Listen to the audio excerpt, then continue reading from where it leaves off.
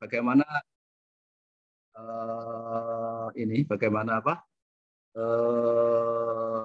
cara untuk menggali kebutuhan ya. Karena memang seorang analis mau nggak mau kata kuncinya nanti adalah bagaimana menggali kebutuhan yang baik.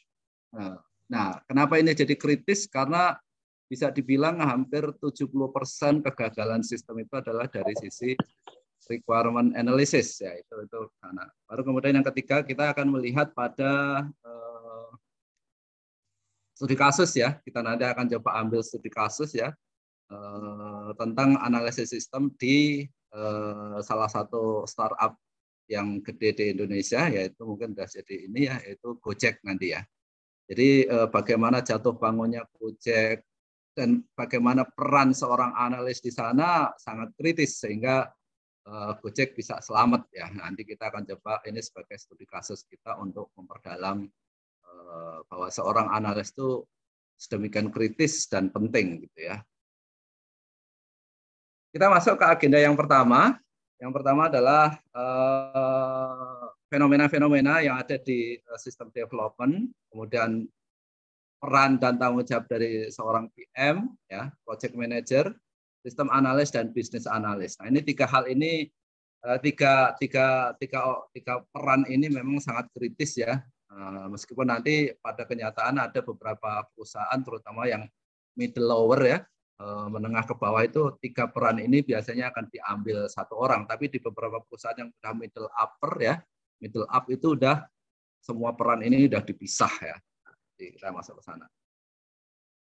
Nah, sebagai intro saya biasanya akan selalu membawakan ini kalau tentang analis dan bisnis analis saya akan membawakan ini ya, karena ini sebagai intro ini kenyataan yang selalu terjadi dan selalu terjadi berulang dan berulang terus ya.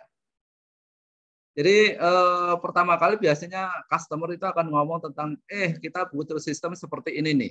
Jadi kalau kita ngomong di bagian sini ini kita akan tahu. Saya ini kan dulu aja saya pakai pointer aja ya. Maaf sebentar saya coba laser pointer ya.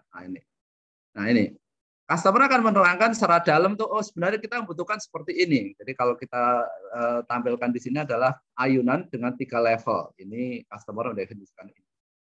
Tapi project leader akan menangkapnya adalah seperti ini, ayunan dengan satu aja di sini. Padahal di sini kan naruhnya di dalam cabang begini, tapi yang ditangkap oleh project leader atau project manager biasanya ini.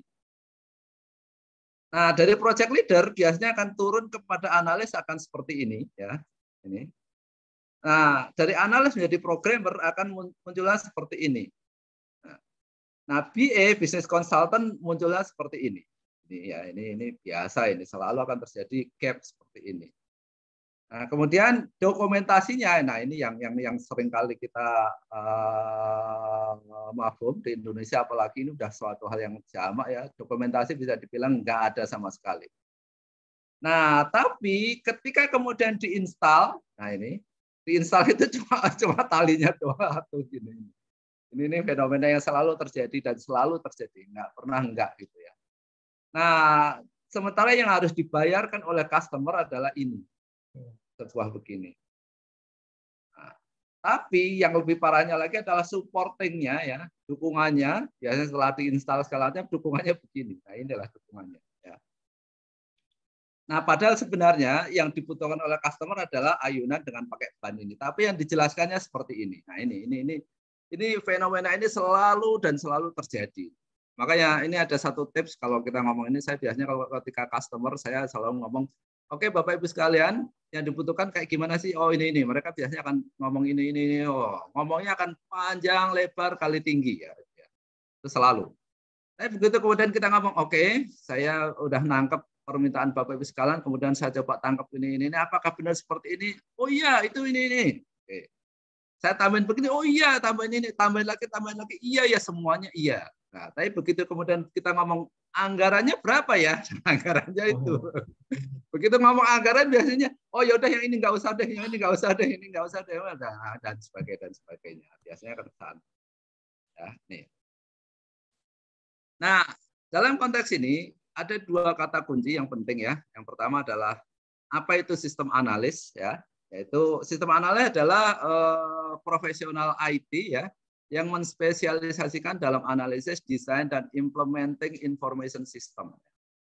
Jadi analis ini sebenarnya dia adalah mediator ya, mediator antara, jadi kita punya biasanya dalam konteks membangun sistem itu, kita akan punya realitas bisnis seperti ini.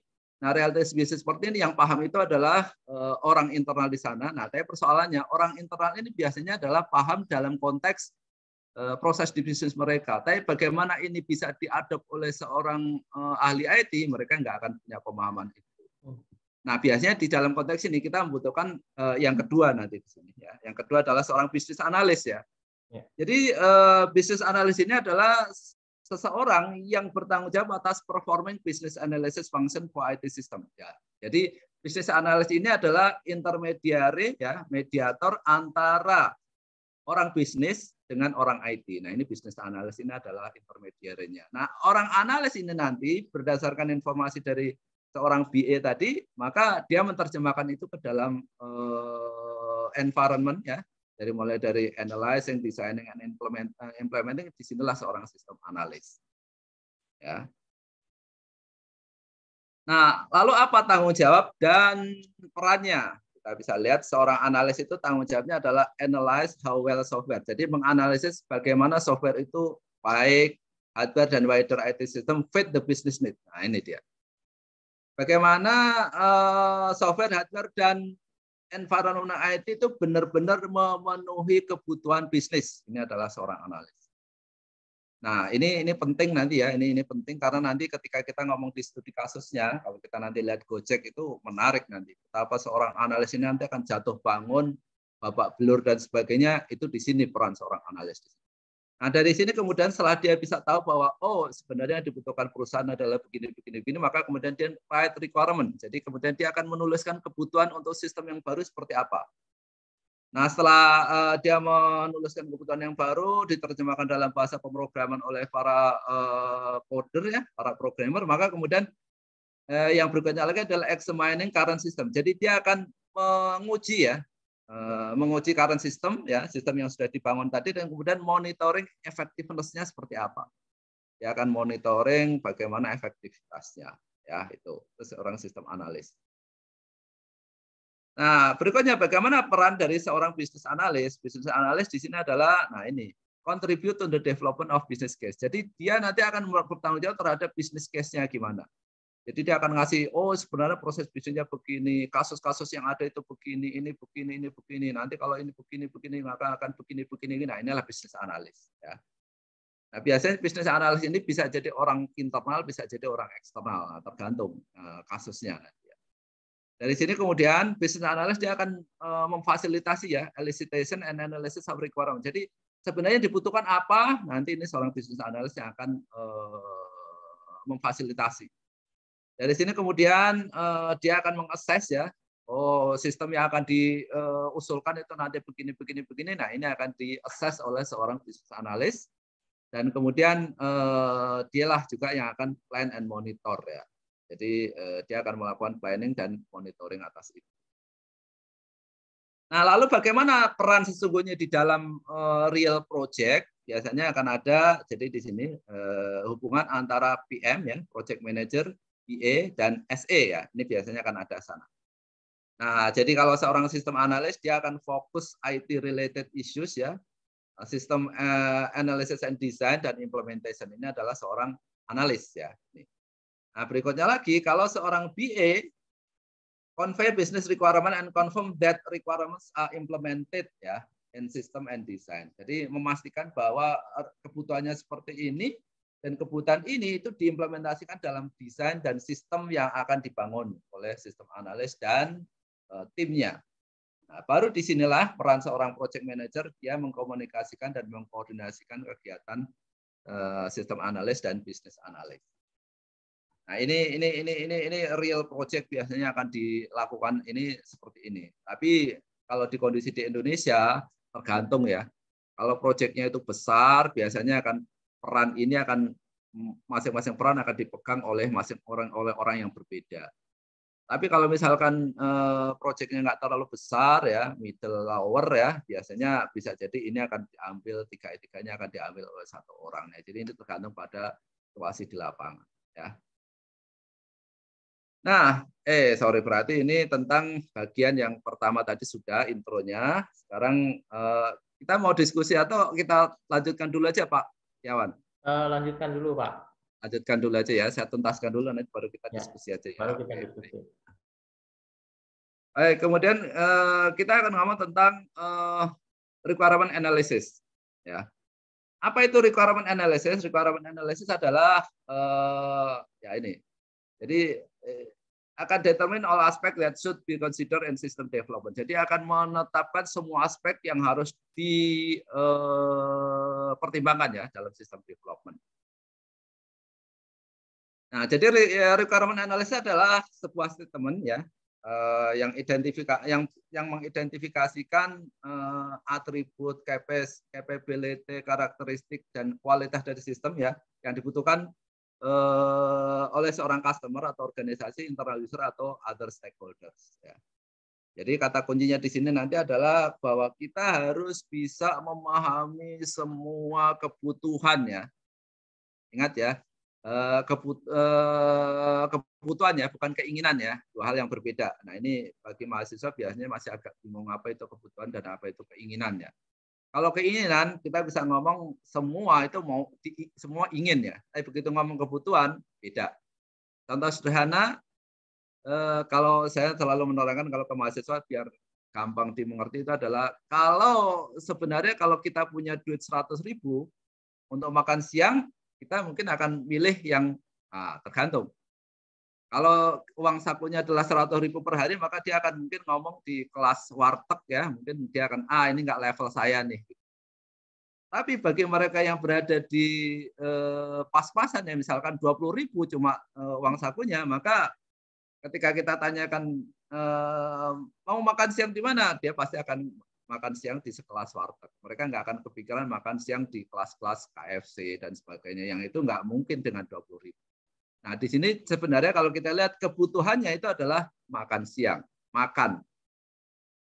Nah, ya, kalau makan yang penting kan makan kan gitu. Tapi ketika kita ngomong keinginan ya tergantung. Kalau anggarannya berlebih, keinginannya akan macam-macam gitu loh. Nah, ini bedanya antara kebutuhan dan keinginan. Nah, requirement analysis di sini adalah bagaimana kita bisa memahami apa yang dibutuhkan oleh user, bukan apa yang diinginkan oleh user. Nah, itu.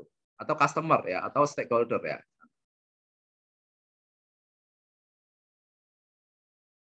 Nah, dalam konteks ini biasanya akan ada dua ya, yang selalu yang critical point itu adalah functional requirement dan non-functional requirements ya. Kalau functional requirement adalah what the system should do ya. Jadi sistem itu harus ngapain sih untuk provide business value ya. Jadi bagaimana agar bisnis itu bisa terpenuhi. Nah, ini adalah functional. Jadi bagaimana bisnis itu bisa berjalan dan sebagainya. Nah, inilah functional requirement. Nah, kalau non-functional requirement itu adalah how the system should work. Ya. Bagaimana sistem itu harus bekerja itu gimana, harus dukungan begini, dukungan begini, dan sebagainya. Nah, itu biasanya non-functional requirement.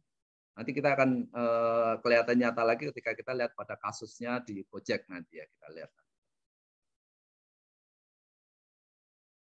Nah,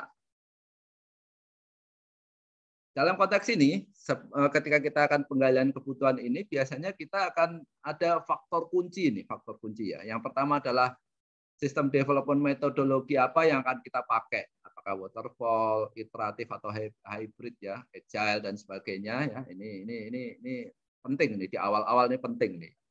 Kemudian yang kedua adalah project karakteristik ya.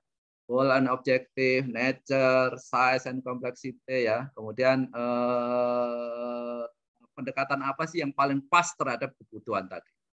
Nanti kita akan kelihatan semua ini nanti akan pentingnya nanti ketika kita di kasus ya, nanti kita akan lihat.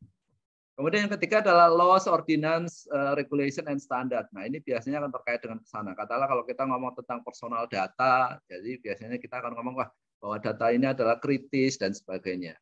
Kalau saya nyambung ke misalkan tentang buku saya yang baru tentang data warehouse ya, data warehouse ini biasanya kita akan ngomong tentang data ini, benar-benar data nih.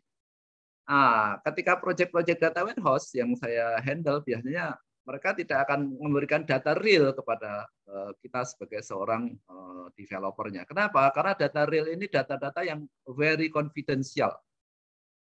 Tapi persoalannya kalau kita nggak punya data real, terus gimana dong? Nah, biasanya kita akan ada jembatannya ya. Bahwa oke, kita nggak dapat data real, tapi paling tidak kita kasih data dummy.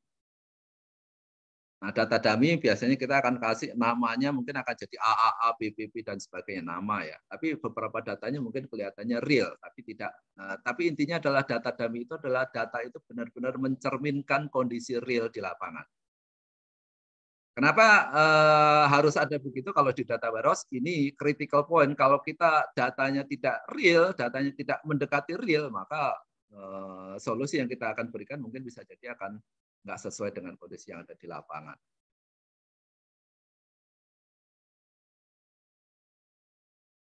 Oke, nah ini juga yang kunci yang berikutnya lagi adalah stakeholders-nya ya. Nah, saya biasanya kalau di lapangan ketika saya analis gitu ya, analisis sistem itu, saya pertama saya akan langsung harus bisa tahu kata kuncinya. Siapa pemegang kunci terkait dengan sistem ini?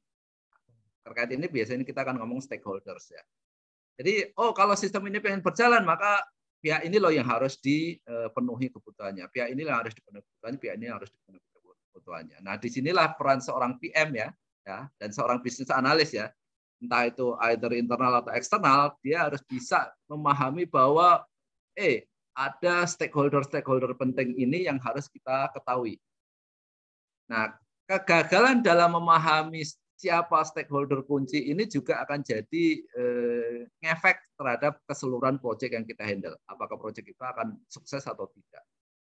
Nah, ini termasuk dalam konteks kata kunci di requirement analysis ya, mengidentifikasi siapa stakeholder kunci, sehingga dalam konteks ini ya ini affected by the business needs, requirements or outcomes ya. Jadi karena kebutuhan bisnis, kemudian requirements-nya dan outcomes-nya ya, itu nanti akan ngefek ke sana ya. Kalau kita salah dalam memahami siapa stakeholder-nya, ya udah nanti biasanya akan selalu bermasalah. Kok ini nggak ada, kok ini nggak ada, ini nggak ada, dan sebagainya. Nah, ini tips ya, beberapa tips aja. Nanti kalau dalam tanya jawab nanti kita bisa diskusi lebih panjang. Apa sih ininya ya? Jadi tips yang paling kunci biasanya requirements are often unclear and not comprehensive at the beginning. Nah, ini dia. Ya, karena sederhananya ginilah. Saya misalkan contoh, tiba-tiba ada proyek begini, mau nggak ngerjain ini? Nah, pertanyaannya kan simple. Take it or leave it kan. Jadi ini rezeki mau ditolak atau enggak gitu ya. Nah, dalam banyak kasus saya tidak serta-merta saya langsung terima ya, tergantung pada requirement-nya. Kalau kita, nah ini bedanya seorang yang punya background di teknis ya, kayak saya kebetulan punya background juga di teknis, tapi bisa juga jualan gitu ya. Kalau marketing, pendekatannya dia akan ngomong, lu gada. Apa yang lu mau gue bisa gitu ya. Maunya begini bisa, maunya begini bisa, ini bisa apapun pokoknya kita bisa gitu lah. Nah, ini marketing nih. Tapi biasanya kalau dalam konteks ini marketing akan berantem mulu nih kita sebagai project manager atau analis nih. Bisa sih gini-gini kita ini ya, bodoh amat gitu kalau orang marketing, yang penting kita punya duit gitu ya. Itu urusan teknis, urusan lo gitu. ini satu hal yang selalu terjadi. Nah, dalam konteks ini biasanya requirements are often unclear. Sebenarnya gini, kita nggak pernah tahu proses bisnisnya apa-apa, tiba-tiba ada project begini. Nah, dari mana kita bisa tahu bahwa kebutuhannya begini. Nah, ini. Biasanya kalau ini bisnis baru, saya butuhkan sekitar 2-3 bulanan untuk bisa memahami secara penuh sebenarnya proses bisnis yang mereka jalankan itu seperti apa sih, dan mereka berharap seperti apa sih. Nah, itu biasanya saya butuhkan 2-3 bulan. Kalau ini proses bisnisnya baru misalkan. Ya. Contoh aja yang seperti kemarin saya barusan launching itu sistem untuk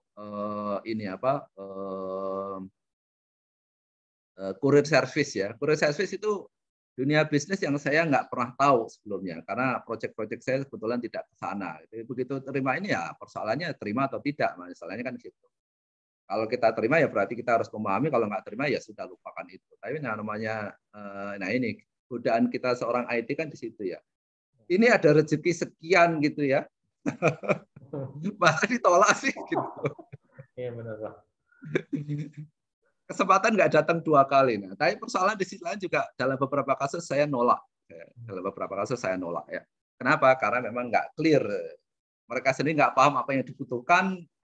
Mereka sendiri nggak paham apa yang dibutuhkan. Tapi kok kita sebagai seorang analis, kita sebagai seorang project manager harus memahami apa yang mereka butuhkan, kan aneh.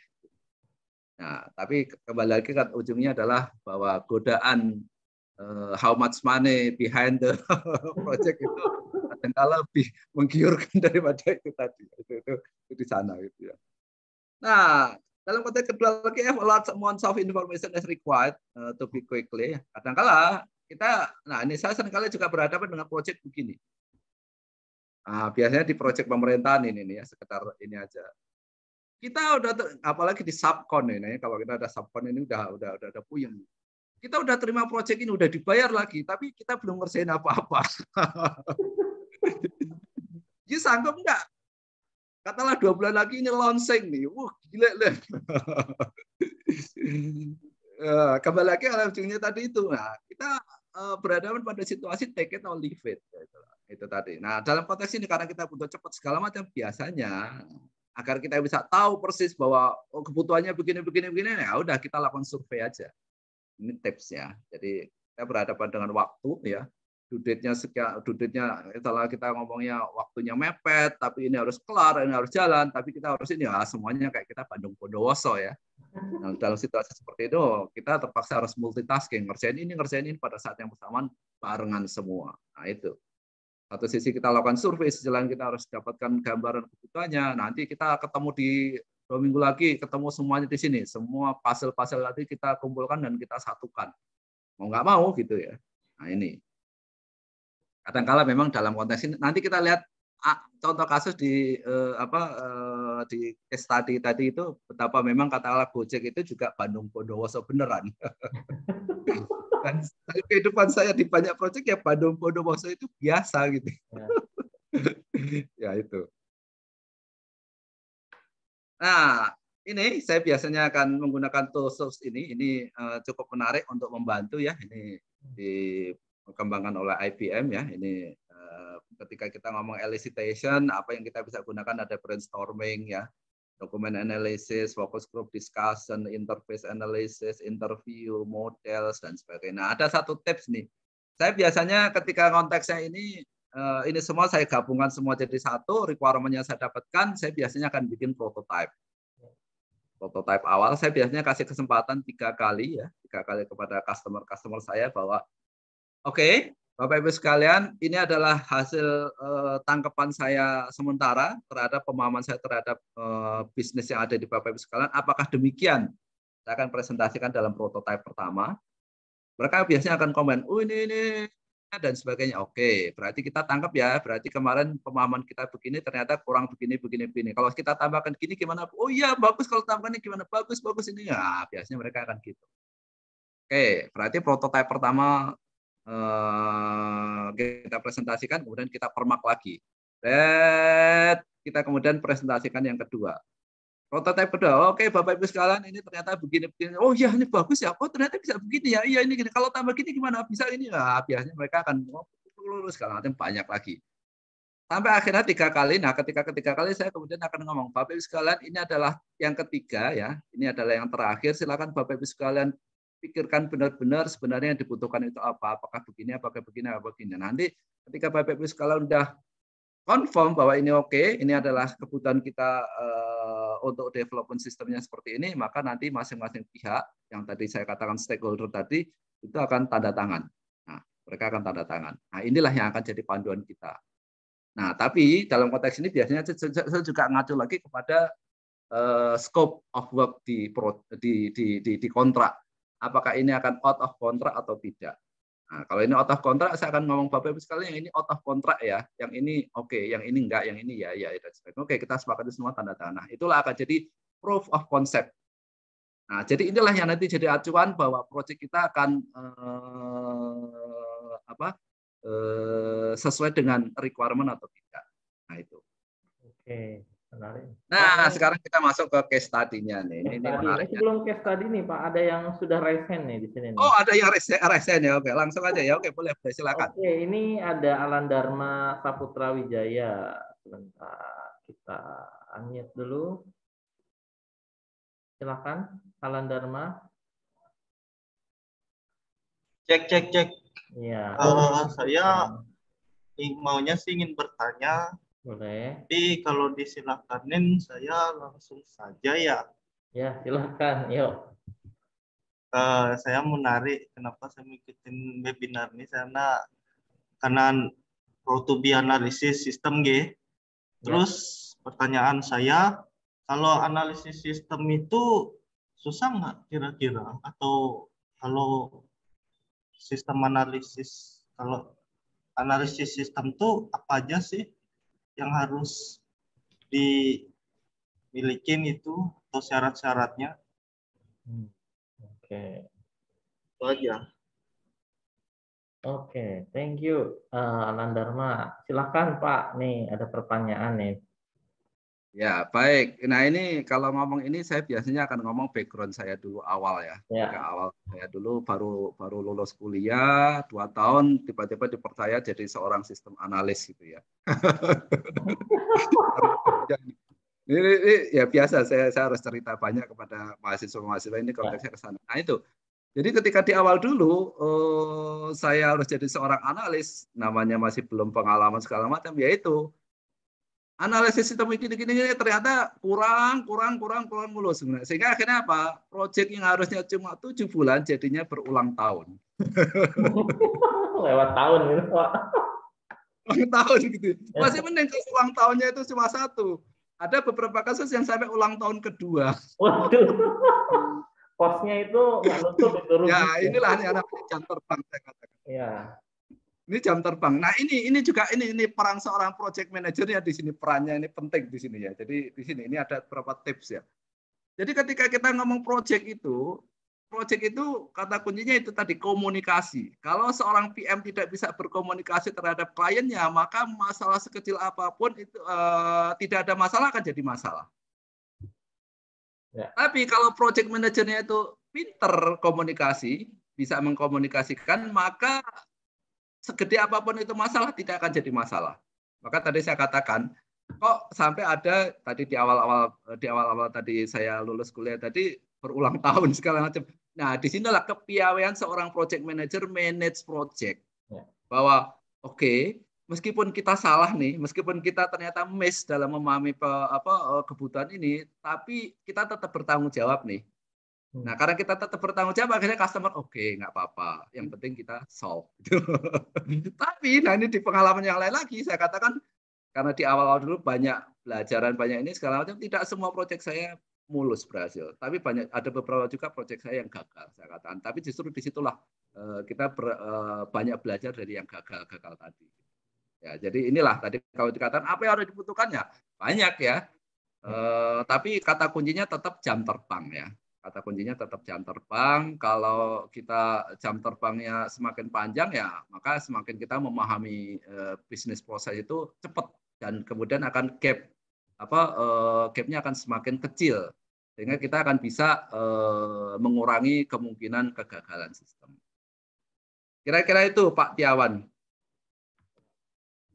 Oke, nah ini kalau ada yang mau tanya lagi boleh, kalau enggak kita langsung masuk ke case study. Mohon maaf sebentar, saya ke ini sebentar ya, saya ada mau matiin ini sebentar.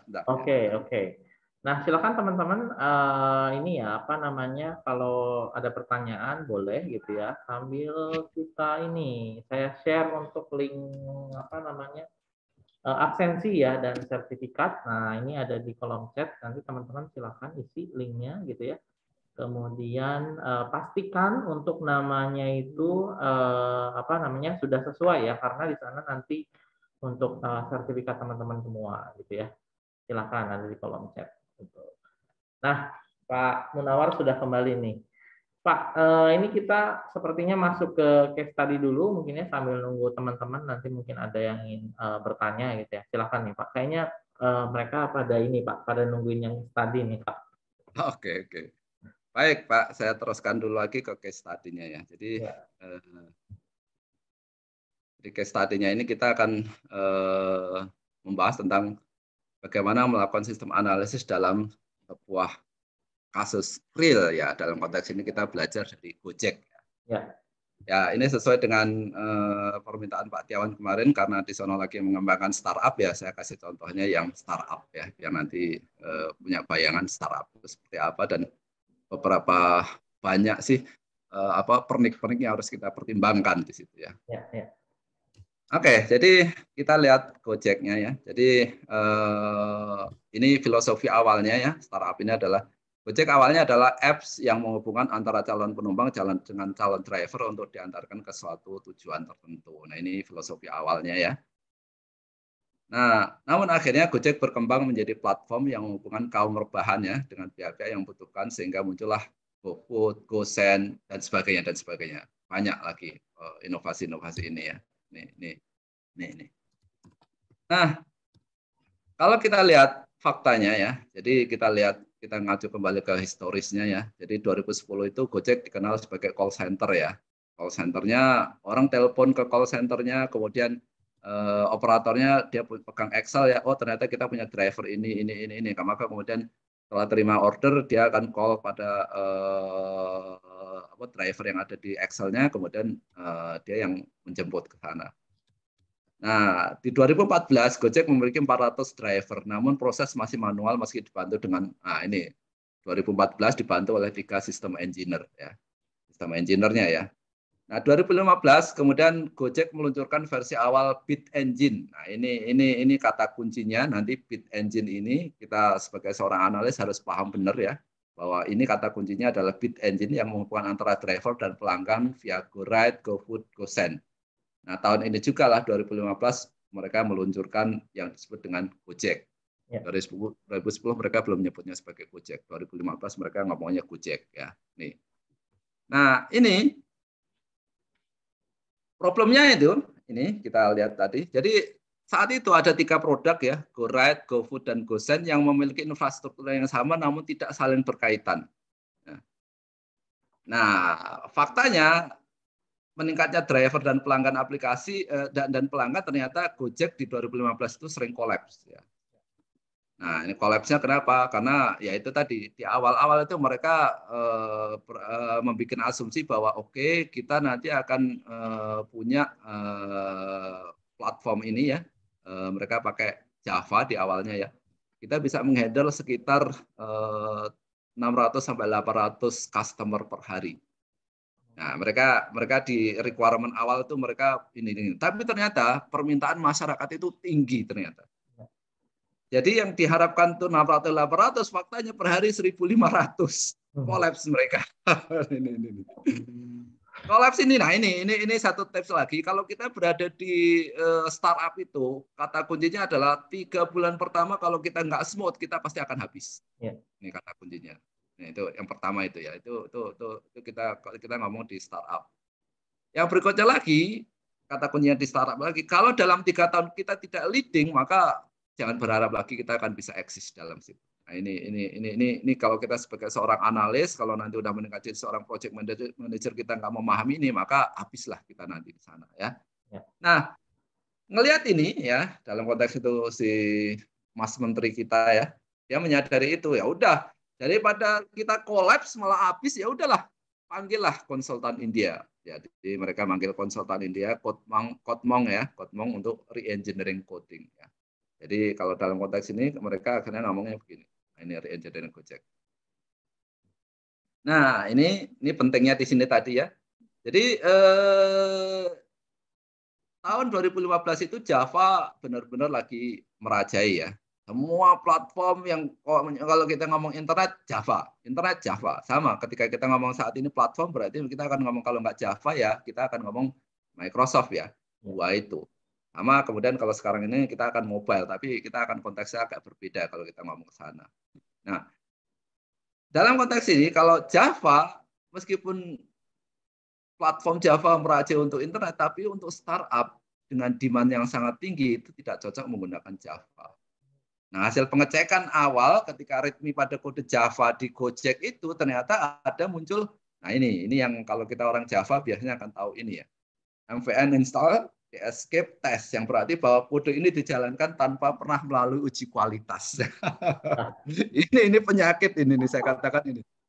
Kita memang kalau kita di Indonesia ini kita selalu berada pada situasi bahwa kita tidak pernah punya waktu untuk melakukan uji kualitas. Kenapa? Karena proyeknya ini tadi tight schedule gitu kan. Kita cuma proyek punya 6 bulan atau sekian, dan setelah itu harus langsung live gitu. Nah, kita tidak pernah berada pada situasi kita testing dulu dong, ini dulu habis-habisan gitu. Ya, berapa kali proyek juga terpaksa udahlah ini semua lupakan lah. Kita berada pada situasi bahwa kita harus live sekarang dan sebagainya. Kita akhirnya babak belur di sana. Nah, ini kejadian di Gojek begini. Tanpa melalui uji kualitas, tiba-tiba harus live gitu ya. Damanya tadi pada hitungan awal kita sekitar 600-800-an order, ternyata permintaan masyarakat membludak 1.500, habislah di sana. Lalu apa yang harus dilakukan sebagai seorang pimpronya, misalnya kita sebagai pimpronya ini. Nah, kita berada pada situasi seperti ini kita nanti. Ya. Nah, dalam konteks ini sebelum mengambil keputusan itu tadi, pimpronya saat itu memahami bahwa masalah utama Gojek saat itu adalah concurrency dalam mengelola sebuah beban. Karena pertumbuhan driver kala itu 3 kali lipat dalam sebulan. Gila kan? Drivernya begitu, apalagi situasi waktu itu benar-benar driver Gojek itu ya terjadi lompatan yang luar biasa gitu. Jadi dalam konteks concurrency itu begini maksudnya. Pada saat yang bersamaan ada sekian puluh driver, sekian ratus driver, kemudian sekian order ini nanti ini harus dibagi kemana. Nah, inilah concurrency. Nah, dilemanya yang bisa menghandle masalah concurrency itu adalah Golang ya. Nah ini, tapi ya ini kita sebagai seorang pimpro atau seorang manajer atau seorang siapapun lah pengambil keputusan, kita berada pada situasi ini. Jadi gimana bagusnya nih? Apakah tetap terus dengan Java atau kita pindah? Ya, kita re-engineering code gitu ya. Dilemanya kalau kita ngomong tadi concurrency, maka concurrency saat itu berarti yang bisa menghandle concurrency adalah Golang. Tapi, nah ini kita punya dilema nih. Kotbang sendiri waktu itu tidak menguasai Golang. Nah, ini dilema. Dan sisi lain, developer yang menguasai Golang juga nggak banyak gitu loh. Jadi gimana nih, kita Golang atau kita gimana nih, kita berada pada dilematika gitu ya. Nah, dalam konteks itu akhirnya kadang-kala kita harus risk taker ya. Kita harus ngambil resiko karena kita berada pada situasi bahwa kalau tidak berubah maka bisnis itu akan hancur, habis kita. Sama kejadian yang sama Gojek tadi, kalau tidak sampai melakukan perombakan habis-habisan, maka mungkin Gojek tidak akan seperti sekarang. Nah itu akhirnya dengan konteks ini ya udah kita ambil resiko aja lah, meskipun saya sebagai konsultannya nggak menguasai Golang, tapi karena yang bisa handle masalah concurrency ini adalah Golang, mau nggak mau kita harus bisa Golang. Ya udah mereka akhirnya kemudian pindah ke Golang. Ya. Nah persoalannya ternyata udah. Ya ini tadi, ini peran seorang analis, project manager, bisnis analis ini begitu kental semua di sini ya. Jadi mereka pertama ketika ngomong tadi itu masalah concurrency tadi, mereka kemudian mengembangkan yang disebut dengan broadcast algorithm ya, di mana permintaan pelanggan yang sama itu dikirimkan ke semua driver. Ada sekian ratus driver dikirim, ada misalkan ada order 5 dikirimkan ke 500 driver semua. Nah dampaknya apa? Driver bisa melihat permintaan yang sama beberapa kali, namun tidak dapat accept-nya. Jadi dia tidak bisa menerimanya. Nah ini karena broadcast algorithm ini tadi ya. Ini. Nah dalam konteks ini akhirnya adalah ya ini tadi, broadcast algorithm ternyata punya masalah di akuntabilitas ya. Bagaimana memberikan penghargaan buat driver dengan performance yang baik. Yang namanya performance yang baik itu adalah memenuhi banyak pesanan namun tidak cancel pesanannya. Ya. Jadi akuntabilitas bagaimana memberikan reward bagi driver yang performanya bagus, tapi juga tidak menampilkan bonus bagi yang performanya buruk. Nah ini broadcast algorithm tidak bisa menghandle ini. Concurrency tinggi, pesanan yang banyak akan membebani server sehingga tidak terlayani. Nah ini persoalan yang banyak tadi, pesanannya meningkat, begitu udah 1.500 jadi akhirnya 3.000 dan sebagainya per hari. server down ya. Jadi di sini tadi. Nah, kemudian kompetisi yang tidak sehat ya, karena pesanan yang dikirimkan ke semua driver tidak ada jaminan kualitas layanan dan juga tidak bisa mengatur agar pengemudi terdekatlah yang bisa memenuhi pesanan. Ya, jadi waktu itu mereka pakai broadcast algorithm itu, jadi jarak 5 kilo driver bisa ngambil pesanan, sehingga yang deket itu nggak bisa ngambil. Dampaknya apa? Customer nunggunya lama kelamaan, nggak sehat di sini ya. Nah, dari sini kemudian, nah ini dia solusinya, ini tadi. Jadi pertumbuhannya jadi 10 kali lipat ya. Ini gila nih kan, startup itu emang gila ya. Kalau kita udah bisa meng-grab market itu pertumbuhannya akan luar biasa. Makanya tadi di awal tadi saya katakan kalau kita ngomong bisnis startup, dalam 3 tahun kalau kita tidak jadi leader dalam bisnis itu, maka lupakan kita punya startup tadi. Berarti kita gagal di sana ya. Nah, jadi pertumbuhan 10 kali lipat ini kegagalan jadi 100%. Ya. Nah, kita kemudian Gojek waktu itu akhirnya ngomong, aduh kalau gini caranya kita lakukan spike aja deh gitu loh. Spike itu yang kayak gini, istilahnya kalau istilah sekarang itu ngomongnya adalah insinyur Joni ya. Nggak peduli gimana pokoknya insinyur Joni itu mesin cuci ya. Jadi mesin cuci itu ada insinyur Joni di dalam mesin cuci. Kalau ada orang nyuci ya udah dimasukkan. 1 insinyur Joni langsung di dalam mesin cuci nanti nyuci. Srek. 1 nggak masalah. 2 masih bisa handle. 3 masih bisa handle lah. Tapi begitu ada 10 insinyur Joninya kelengar nggak sanggup itu. Nah sama di dalam konteks ini tadi akhirnya turunkan 10 engineer ya. 10 engineer untuk bisa mappingkan ini. Udah ini kita pesanan ini kita alihkan ke sini, pesanan ini alihkan ke sini. Jadi engineer-nya lah yang berperan bagaimana ini. Jadi aturan main segala macam itu tadi gimana caranya perusahaan tetap eksis tapi regulasi-regulasi yang kemarin udah kita tetapkan lupakan regulasi gitu ya. Yang penting kita tetap jalan. Kadang-kadang kita harus melakukan seperti itu ya. Ini yang disebut dengan spike ya. Nah, 2016 akhirnya, nah, dengan jumlah pesanan 300.000 per hari, gila kan 300.000 per hari ini pertumbuhannya sangat pesat hanya dalam 1 tahun dari semula 600, 800, 1.500, kemudian 300.000 per hari. Wah, server kayak gimana pun kalau nggak siap jebol pasti ya. Nah, dalam konteks ini maka analis dan PM-nya bekerja sama akhirnya perlu recoding dari konsep bit engineer menjadi allocation base. Ya, allocation base. Ya. Dalam konteks ini maka nah ini tadi kembali lagi kita harus berakrobat nih. Ya, akrobatnya yang bisa menghandle allocation itu cuma closure ya.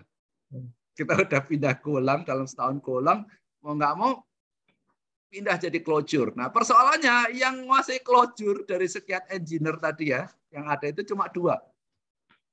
Tapi persoalannya kalau kita nggak handle ini, maka habis juga ini nanti. Ya udah akhirnya Gojek kemudian melakukan ini lagi, blunder lagi ya, bukan blunder, istilahnya restaking lagi ya. Pindah closure ya. Tapi cuma punya waktu 2 bulan. Kalau dalam 2 bulan kita nggak solve dengan 300.000 pesanan per hari tadi, maka kita akan habis nih. Maka dalam 2 bulan kita harus smooth memindahkan dari Golang menjadi closure. Wah, gila. Ya inilah di project itu begini. Saya pun juga seringkali juga harus terpaksa berakrobat seperti ini. Ya itu ya. Nah ini adalah gambaran ya dari Golang menjadi closure ya. Aplikasi Golang seperti ini, panjang lebar seperti ini cuma jadi segini. Nah, tapi persoalannya dengan tenaga resources yang ada yang nggak banyak yang bisa closure, cuma ada 2 waktu itu yang saya tahu ya. Pindah menjadi semua harus bisa closure dalam 2 bulan dan langsung main ke dalam ini. Nah itu ya. Nah ini dari sini tadi kita bisa ngomong. Nah ini.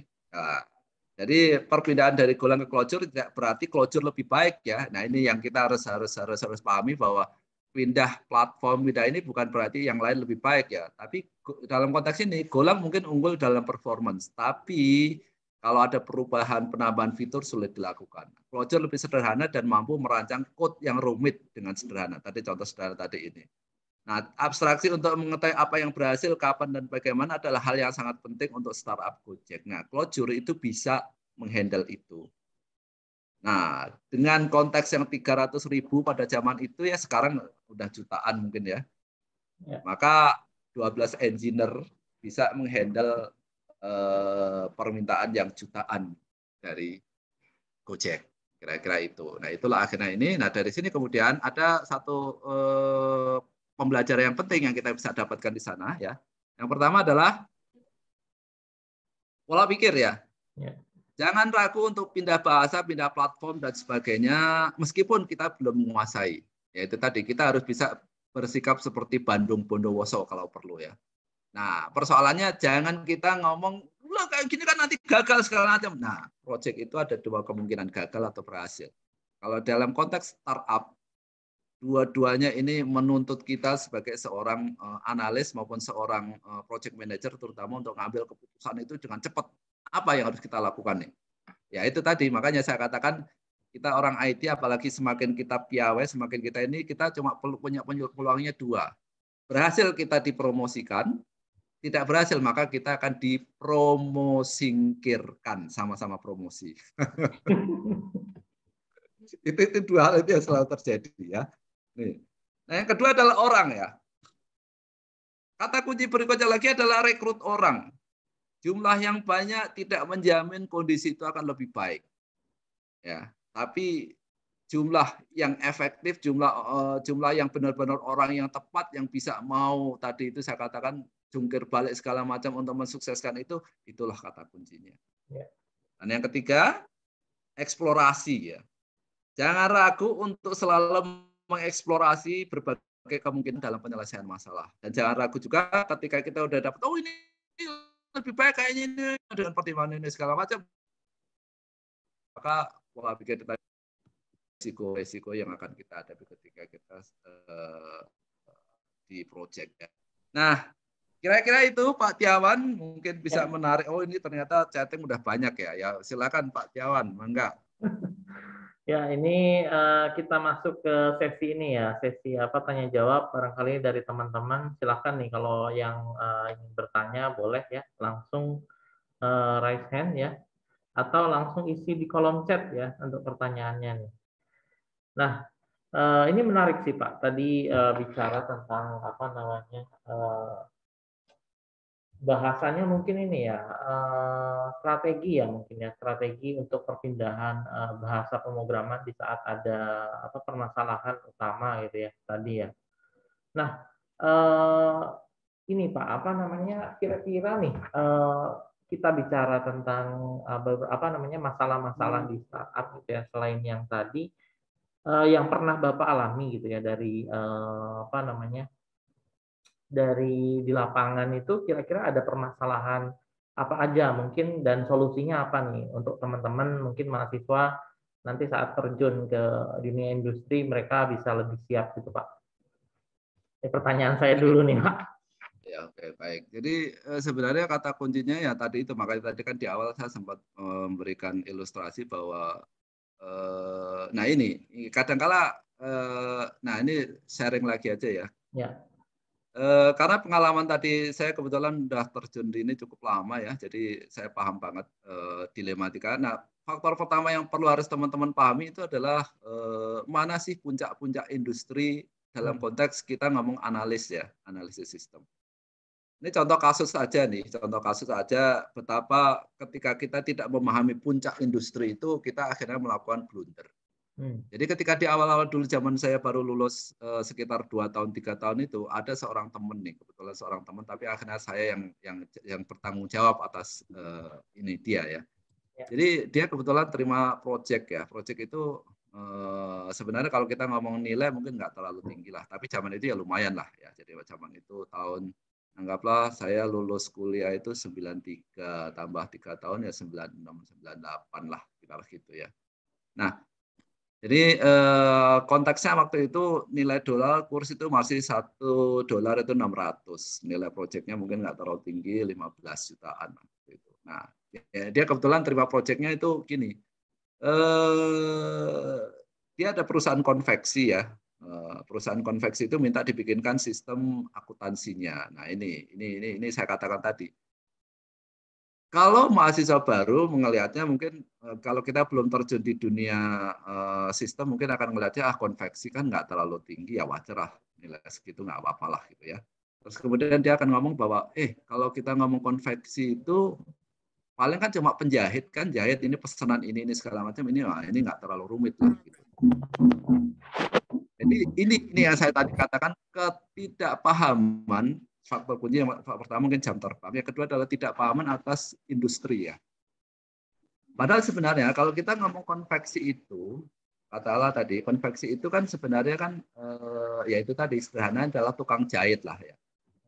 Kalau kita ngomong penjahit kan ya udah saya order pakaian begini maka selesai ini dan sebagainya dan sebagainya. Padahal kalau kita ngomong dari sisi siklus akuntansi, yang namanya tukang jahit, yang namanya konveksi, butik, itu sekelas dengan yang namanya adalah manufaktur. Gitu ya.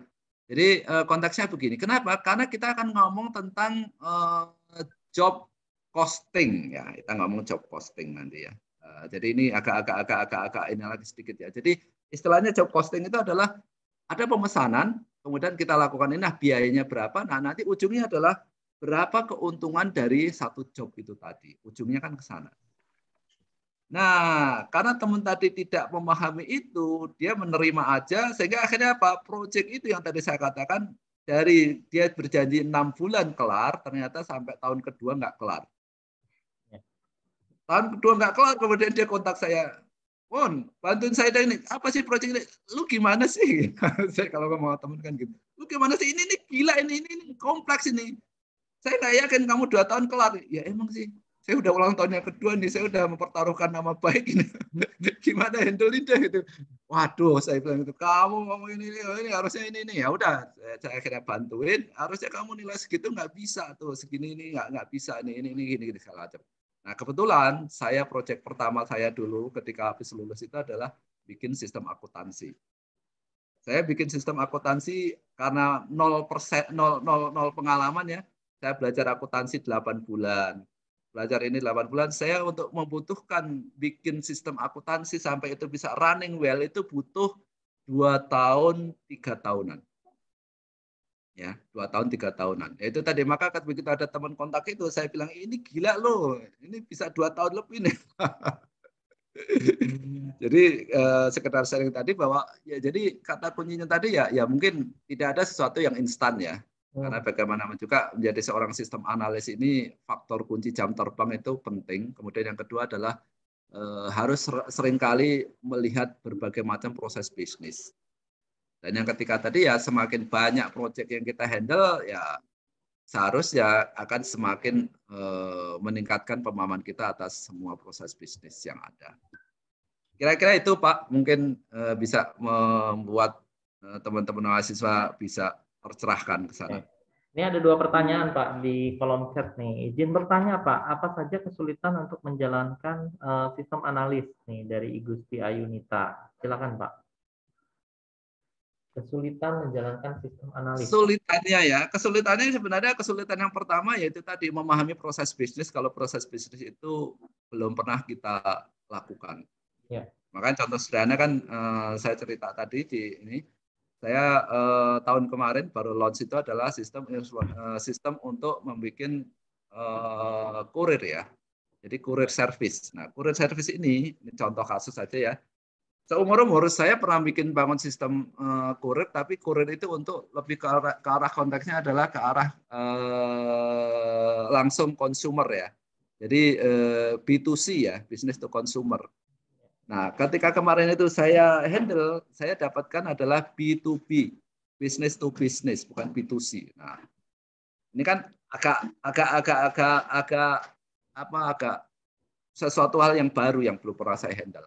Nah, saya membutuhkan waktu untuk bisa memahami itu 1 bulan. Memahami proses bisnis realnya ya. Padahal di awal begitu saya ngomong itu, saya mengatakan saya butuhkan waktu untuk develop ini sampai selesai itu 4 sampai 6 bulan. 1 bulan pertama itu untuk bisa memahami proses bisnisnya, kemudian bulan kedua itu saya akan membuat requirement-nya segala macam. Nah, bulan kedua dan seterusnya itu mulai ada koder dan sebagainya mulai di sana.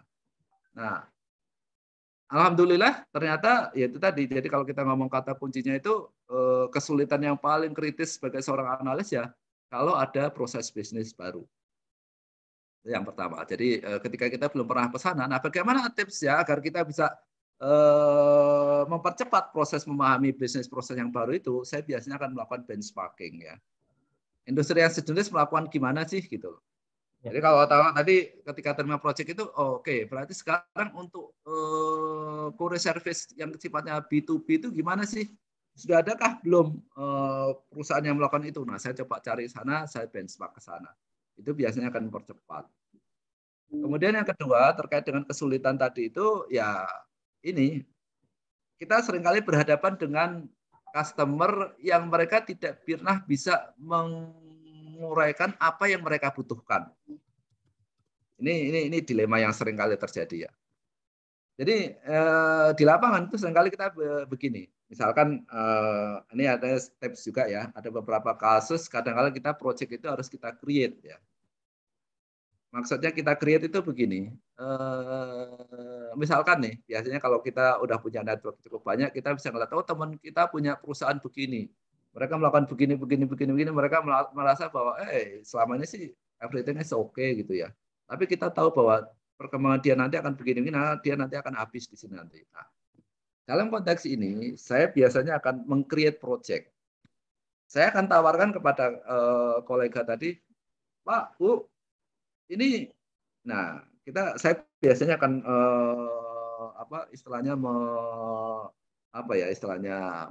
men-challenge mereka dengan begini.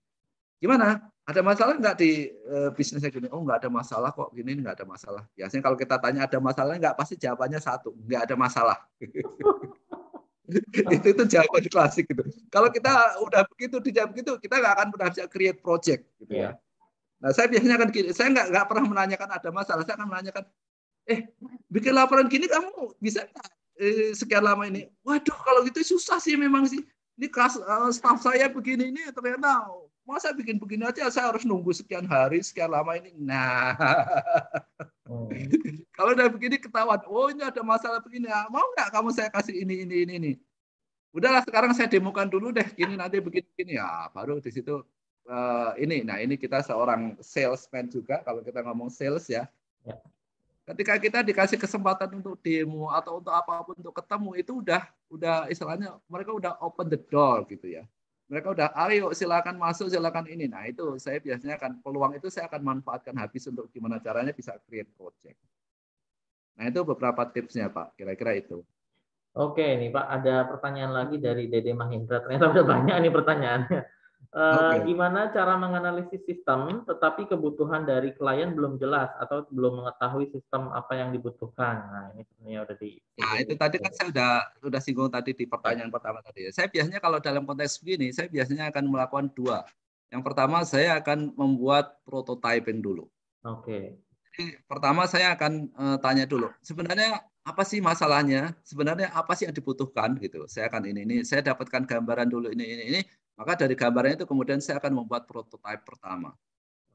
Apa benar begini nih? Nah, ini biasanya kita akan merangsang customer untuk, ternyata kita ada masalah begini, ini begini.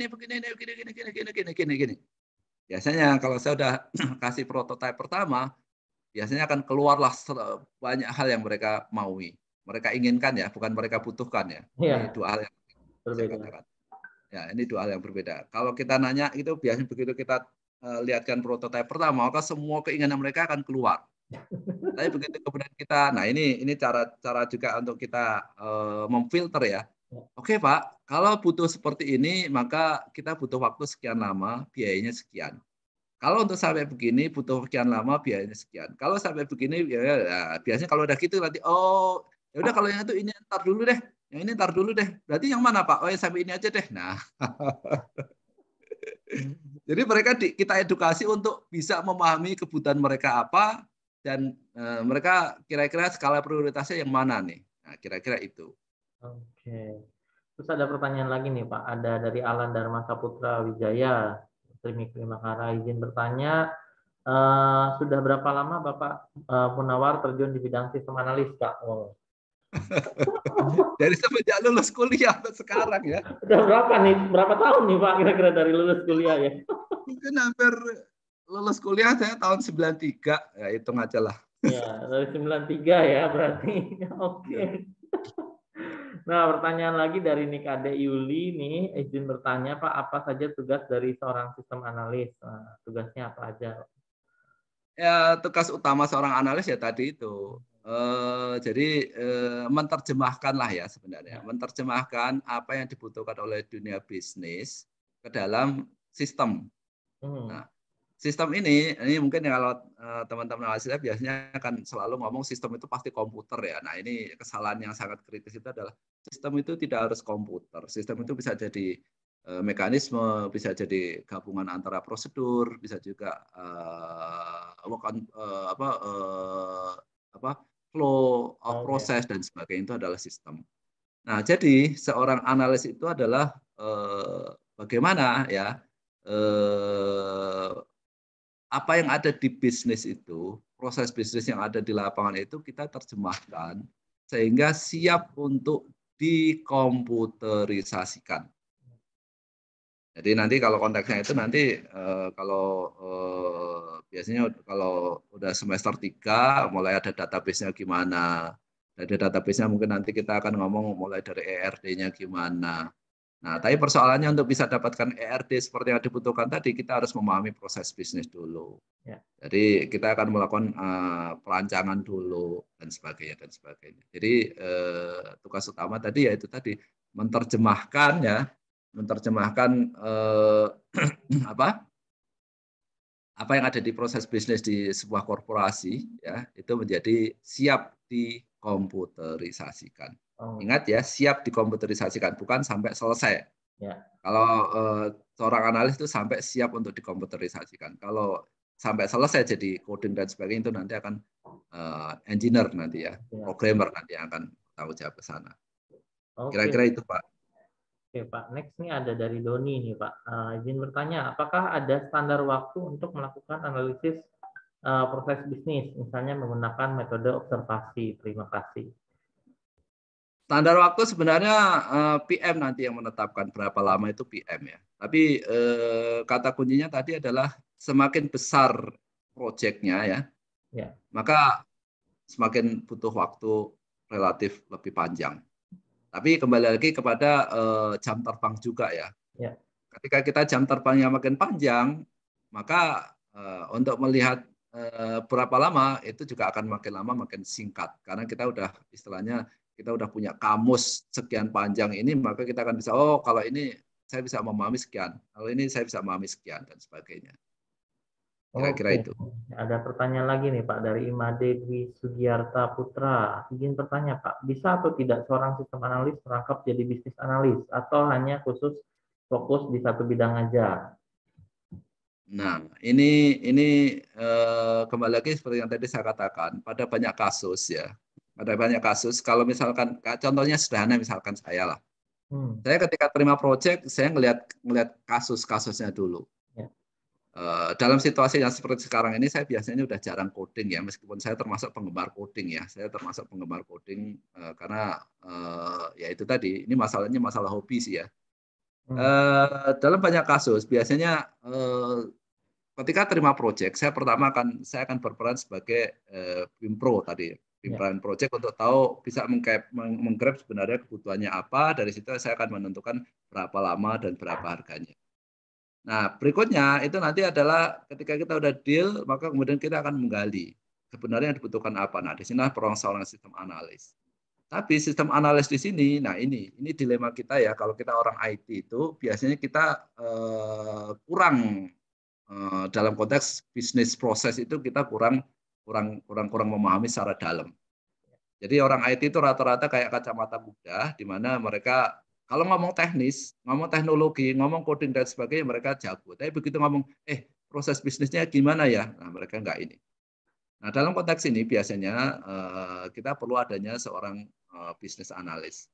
Bisnis analis dalam konteks ini kita bisa tanya aja, kalau misalkan kita belum bisa berperan sebagai seorang bisnis analis, kita berperan sebagai analis tadi, kita akan bertanya kepada katakanlah manajernya. Siapa sih yang tadi saya katakan stakeholder-nya ya? Siapa sih pemegang kunci yang paham tentang ini? Ya kita tanya dia. Kita tanya dia, nah kita memfungsikan dia sebagai seorang bisnis analis. Tapi jangan underestimate, jangan overestimate. Biasanya kalau kita tanya mereka orang, mereka biasanya tidak akan paham dalam konteks bagaimana ini menghubungkannya dengan IT. Jadi kita dilema di sana, bisnis analis dalam konteks sebagai end user atau sebagai seorang stakeholder di sana rata-rata hanya konteksnya adalah bisnis proses, tapi jangan berharap mereka akan bisa memahami kaitannya dengan IT. Ya, ini agak ini. Tapi kecuali kalau kita berhubungan dengan katalah misalkan IT manajernya. Nah, biasanya IT manager dia akan bisa berperan sebagai seorang bisnis analis sana. Nah, seperti yang tadi saya sudah singgung di depan bahwa biasanya kalau proyek itu tidak terlalu besar, sistem analis dan bisnis analis biasanya akan dirangkap. Ya. Tapi kalau misalkan ini proyeknya besar atau mungkin di perusahaan-perusahaan besar, biasanya kan bisnis analis dan sistem analis ini adalah dua orang yang berbeda. Kira-kira itu, Pak. Oke, nah ini ada lagi nih Pak dari IGD Agus Rudaya. Perkenalkan saya Agus Rudaya, izin bertanya Pak. Sepertinya yang Bapak bilang tadi menjadi sistem analis ini jam terbangnya sangat penting. Nah, jika pemula yang baru belajar menjadi sistem analis, lebih baik bekerja di perusahaan yang dibilang sudah lumayan besar atau bekerja mulai dari perusahaan kecil atau dari startup kecil yang baru merintis. Terima kasih Pak. Nah ini Pak saran nih Pak. Oke. Ini menarik ini. Ini yang dulu di awal saya lulus kuliah, pikiran saya begini juga Pak. Sama ini, persis sama pikiran saya dulu. Jadi ini sharing aja ya buat siapa IGD Agus tadi ya. Jadi saya dulu ketika lulus kuliah saya berpikirnya simpel kok. Saya dulu lulus kuliah itu, saya kebetulan S1 dari IPB ya. Saya orang daerah, Jawa Tengah sana. Ketika ke IPB saya termasuk gegar budaya. Saya nggak bisa hidup di lingkungan yang hiruk pikuk seperti itu, namanya orang daerah ya. Jadi, tapi akhirnya ketika kemudian saya hidup di Jakarta, saya coba ngelamar ke daerah. Saya mungkin memang habitat saya bukan di daerah, saya mau nggak mau harus hidup di Jakarta ya. Saya akhirnya mau nggak mau harus terima hidup di Jakarta. Nah, pikiran saya yang pertama kali ketika saya udah berdamai dengan diri sendiri bahwa saya mau nggak mau harus hidup di Jakarta, saya simpel. Kalau saya hidup di Jakarta, kalau ngandelin gaji, maka akan berat. Maka karena saya orang IT, ya saya berpikirnya simpel. Berarti saya someday harus punya produk, gitu ya. Someday harus punya produk, di mana dengan produk itu saya bisa hidup dari sana. Nah, itu saya berpikirnya gitu. Nah, persoalannya kemudian, kalau saya berpikir zaman itu ya, saya simpel, akhirnya berpikirnya simpel. Kalau saya ingin punya produk, maka saya berpikirnya adalah apa produk apa yang dibutuhkan oleh semua perusahaan. Hasil perenungan, nah ini sok bijak ini ya. Baru lulus tapi sok bijak. Jadi perenungan saya waktu itu, kalau saya berpikir sederhananya aja, semua perusahaan pasti akan butuh sistem akuntansi. Nah, kalau waktu itu software akuntansi masih belum banyak. Ya udah, saya berpikirnya simpel. Nah, kalau saya pengen punya sistem seperti itu, saya kalau harus hidup di perusahaan terus-menerus, saya nggak akan bisa punya produk. Jadi saya waktu itu sudah memutuskan bahwa nah ini sekaligus juga challenge buat teman-teman mahasiswa yang masih ini. Saya waktu itu di dalam diri saya sendiri, saya cuma ngomong bahwa saya nggak boleh stay terus-menerus di suatu korporasi. Kenapa? Kalau seperti itu berarti saya tidak laku. ini challenge buat diri saya sendiri ya. Ini mungkin challenge juga buat adik-adik mahasiswa nih. Jadi saat itu saya bilang gini, saya memposisikan pada diri saya sendiri bahwa maksimal di suatu korporasi nggak boleh lebih dari 2 tahun. Artinya kalau saya sampai lebih dari 2 tahun, berarti saya sudah tidak laku di pasaran industri. Gila ya. Nah, saya akhirnya berpikir sederhana tadi. Nah, kalau saya ingin tetap bertahan seperti itu, saya tidak akan pernah mau di perusahaan besar. Karena kalau di perusahaan besar, maka saya tergiur untuk nanti di struktural. saya harus jabat ini, jabat itu, dan sebagainya. Saya harus berada di perusahaan-perusahaan yang middle lower, karena tantangannya akan banyak dan saya akan bisa memahami banyak proses bisnis di sana. Nah, benar. Jadi saya mengalokasikan tadi. Nah, kebetulan saya bekerja di perusahaan pertama saya adalah perusahaan PMA. Nah, di sana, nah kebetulan juga menariknya ini pas kebetulan. Nah, ini emang hidup itu yang paling enak hidup pas-pasan sih Pak ya. Buat teman-teman mahasiswa juga itu. Pas kita pengen punya sesuatu, pas saat itu ada rezekinya. Nah, pas saya udah punya mencanangkan saya pengen bikin akuntansi, saya pengen bikin suatu ketika punya produk, pas perusahaan itu juga kebetulan terima project untuk bikin sistem akuntansi. Menarik kan situ. Nah, ya sudah akhirnya itu tadi saya filosofinya untuk menjawab pertanyaan tadi ya. Jadi lebih baik bekerja di mana? Tergantung visi. Ya. Visi Anda mau kemana? Kalau saya tadi visi saya adalah bahwa someday saya harus punya produk yang itu bisa saya jual, bisa itu jadi pendapatan lain. Nah itu tadi. Maka ketika saya punya visi begitu, saya tidak pernah berpikir untuk kerja di sebuah perusahaan yang mapan. Saya lebih suka berada di perusahaan yang middle lower. Apalagi, nah ini saya yang paling suka lagi adalah ketika harus men-set up. Nah ini. Dalam banyak kasus, kalau mengacu ke pengalaman saya dulu zaman masih baru lulus tadi itu, saya banyak pindah-pindah untuk setup perusahaan. Nah, jadi di situ ada pengalaman baru bahwa men-set up perusahaan itu begini, apa yang harus saya butuhkan untuk begini, sistem apa yang harus bisa mendukung itu begini dan sebagainya. Disitulah saya banyak dapat pengalaman berharga di sana. Kira-kira itu Pak Tiawan. Iya, oke Pak, luar biasa sekali nih ya. Ini dari terima kasih Pak gitu dari Madidi Sugiantara, kemudian baik Pak, terima kasih sangat menarik pemikiran Pak dari Gede Agus Budaya. Kayak ini pemikiran ini ya mungkin di awal-awal mahasiswa gitu ya tadi apa namanya yang disampaikan gitu ya. Jadi relate sekali gitu. Nah kita nggak kerasa nih Pak, sudah hampir 1 jam 20 menit nih. Ini Bapak share kontak email, kemudian ada WhatsApp juga, ada Facebook, ya, Twitter, LinkedIn, kemudian juga ini ada bukunya ya Pak, untuk yang di IT ya Pak. Ya, Ada ya. analisis perancangan sistem berorientasi objek. Ini juga kebetulan buku yang saya wajibkan di mata kuliah saya Pak. Jadi teman-teman mahasiswa itu pasti beli buku ini Pak, gitu ya. Kemudian ini ada pemodelan visual UML ya Pak, gitu ya. Ya. Kemudian kalau nggak salah sebelumnya ini ada edisi pertama Pak, ini yang kita waktu itu bahas Pak, di edisi pertama, kemudian ada data warehouse, kemudian satu lagi ada adab dan fikih bermedia sosial ya Pak. Nah dari saya nih Pak, kira-kira apa namanya ke depan nih di tahun 2022 ini ada nggak sih Pak, Bapak mau meluncurin buku lagi atau ada proyek atau apa gitu harapan Bapak gitu Pak di 2022 nih kira-kira nih Pak. Ini ada satu buku yang saya mau launching, Pak. Ya. Saya lagi nyari penerbit ya, yaitu data mining.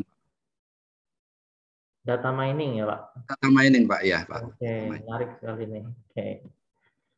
Oke ya. Apa namanya? Kira-kira nih Pak, ini kan masa pandemik ya Pak. Mungkin ada pesan-pesan nih dari Bapak untuk mahasiswa kami gitu Pak. Kira-kira gitu apa gitu Pak terkait nyambung di judul juga Pak, boleh Pak, silakan Pak. Ya, jadi kalau untuk tips dan trik buat mahasiswa ya, apalagi yang menjelang lulus ya, kalau yang belum lulus, yang masih lama mungkin silahkan merenung lagi lah ya dalam konteks begitu. Ya. Tadi kan saya udah sharing tadi ya, ketika zaman saya lulus kuliah dulu, saya itu tadi, saya punya obsesi someday harus punya produk gitu ya. Dan alhamdulillah produk itu sudah punya, banyak saya punya. Jadi sharing aja buat teman-teman mahasiswa tadi, saya udah punya produk, anggaplah kalau saya boleh sharing ya. Jadi akuntansi lengkap. Jadi ERP lah, ERP versi lokal Indonesia saya ada. Ya. Sistem rumah sakit saya ada. Sistem akademik saya ada. Hotel saya ada. Kemudian kurir service saya ada. Banyak lah, makanya kalau ini teman-teman saya yang tahu saya persis, bercandanya simple. Si Munawar ini kalau pengen bikin guling-guling nangis habis-habisan, harddisknya aja colong, habis dia. Berarti boleh ya Pak, nanti kita kolaborasi ya Pak. Kalau ada kebutuhan Boleh, tentang boleh. sistem itu ya Pak di Bali ya Pak. Sekalian jalan-jalan lah nanti Pak. Boleh, Sekalian silahkan. liburan Pak. Ya, boleh. Kita Oke, boleh. izin juga Pak, ini apa namanya untuk recordingnya nanti kita share juga di YouTube supaya teman-teman juga mungkin yang ketinggalan gitu atau ingin nonton ulang bisa di ini ya Pak, dilihat gitu ya Pak. Boleh, Pak. Kebetulan tadi ada kolega juga yang ngomong, ada YouTube-nya enggak? Oh Saya iya. saya bentrok katanya. Teman tadi ada kontak yang pengen ikut, dia tertarik juga di sana. Oke Pak, oke nanti kita share di YouTube kita ya Pak. Oke, Oke, baik. terima kasih banyak nih Pak Munawar, luar biasa sekali sharingnya, kemudian diskusinya juga, teman-teman juga yang sudah hadir. Thank you banget sudah datang ya, apa namanya dapat insight langsung dari Pak Munawar gitu ya, bisa nanya langsung loh sama Pak Munawar gitu ya, praktisi sekaligus dosen dan penulis buku di apa namanya analisis perancangan sistem berbasis objek ya. Nah, kita bahas tadi topik mengenai gimana caranya menjadi sistem analis ya di era digital 2022 ini gitu ya. Sekali lagi dari kami terima kasih banyak Pak Munawar, sehat selalu gitu ya, tetap apa namanya luar biasa gitu ya, melahirkan karya-karya untuk Indonesia gitu ya. Terima kasih Amin. Pak. Kita nanti ketemu lagi ya Pak. Jangan kapok Baik. Pak. Siap. Baik. Kita Siap, Pak. kolaborasi ya Pak di bidang ini Ya, Pak, di bidang boleh. proyeknya nih. Kita belum kolaborasi nih, baru webinarnya aja nih. Ternyata saya punya dapat info kalau Pak Munawar nih banyak ininya nih, terus aplikasinya itu bisa nih kita dicoba kolaborasi. Banyak, Pak. Banyak. Jadi sekedar untuk memotivasi juga buat teman-teman mahasiswa tadi ya. Ya. Jadi hasil dari bikin sistem tadi, ya, ini jangan dinilai kebendaannya ya, tapi dinilailah dari sisi motivasinya, nilailah dari sisi ininya. Dari hasil aplikasi yang saya bangun tadi, saya bisa punya ruko 2, saya bisa punya kontrakan 5, saya bisa punya ada rumah, kendaraan, saya bisa menghajikan orang tua, keluarga besar dan sebagainya. Ini alhamdulillah saya katakan dengan punya produk, ya alhamdulillah dari sisi ekonomi terjamin. Itu aja sih Pak. Mungkin bisa sharing motivasi buat teman-teman aja kira-kira itu. Oke, luar biasa. Thank you banget nih Pak Munawar ya. Selama hampir 1,5 jam kita sama-sama Pak. Apa namanya itu aja mungkin ya, titip pesan mungkin buat saya untuk apa teman-teman di sini jaga kesehatan selalu ya karena pandemi masih berlangsung ya. Pakai masker ya, cuci tangan, kemudian juga jangan lupa minum vitamin itu yang paling penting dan tetap berolahraga ringan gitu ya. Nanti kita ketemu lagi di lain kesempatan. Sekali lagi saya aturkan terima kasih banyak sama Pak Munawar gitu ya. Kita tutup ya webinar ini ya. Thank you. Assalamualaikum warahmatullahi wabarakatuh. Waalaikumsalam warahmatullahi wabarakatuh. Saya pamit undur diri ya Pak. Selamat siang Pak Munawar, teman-teman. Thank you semua.